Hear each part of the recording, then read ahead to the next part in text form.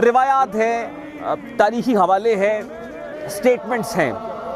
हज़रत रुकैया बिनते अली सलामुल्लाह अलैहा यानी हज़रत अली करमल्लाहु वजहू की साहबजादी, हज़रत अब्बास की हमशीरा और हज़रत मुस्लिम बिन अकील की ज़ौजा जो रुकैया बिनते अली सलामुल्लाह अलैहा है, ज़ाहिर है एक इंतहाई बरगुज़ीदा हस्ती है।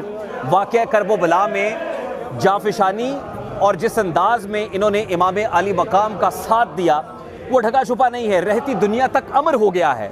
लेकिन इस हवाले से कुछ मुतज़ाद बातें भी हैं। एक बहुत बड़ा सवाल जो किया जाता है वो ये है कि क्या वाकई यहाँ पे हज़रत रुकैया बिनते अली सलामुल्लाह अलैहा ही मदफून है, वही हैं जिनसे मंसूब दरबार बीबी पाक दामन है।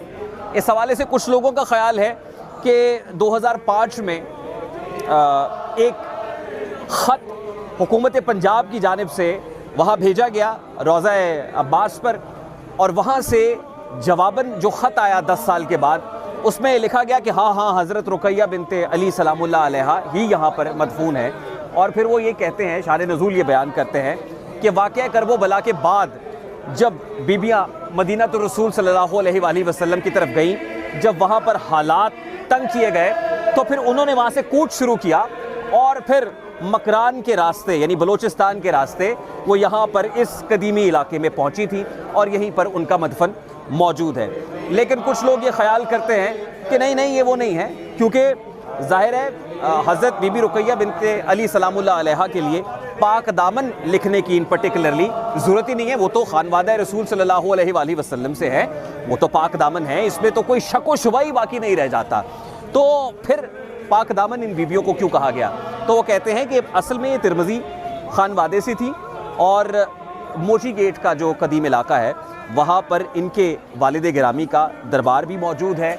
ये उनकी साहबजादियाँ हैं जो यहाँ पर दफन है। और हज़रत दाता अली हजवेरी रहमतुल्लाह अलैह की मुनासबत से लाहौर को दाता की नगरी कहा जाता है। तो ये भी कहा जाता है, ये भी रवायत है कि हुज़ूर दाता अली हजवेरी रहमतुल्लाह अलैह यहाँ पर दरबार बीबी पाक दामन पे आया भी करते थे। बहुत सारी बातें हैं, अंदर जाएंगे और अंदर जो मरकज़े तजल्लियात है वहाँ पर क्या मनाजिर हैं, वहाँ पर क्या जज्ब मस्ती की कैफियत है, वहाँ कौन लोग आते हैं, कौन अपनी मन्नत मुरादें किस अंदाज़ में लेकर पहुँचता है, अलम गाज़ी अब्बास अलमदार के साए में क्या रिकत आमेज़ मनाजिर होते हैं, वो भी आपको दिखाएंगे। ये सारे कॉम्पोनेंट्स आज इस गली से होते हुए उस मरकज़ी दरवाज़े से दाखिल होते हुए दरबार के अहाते में पहुँचेंगे।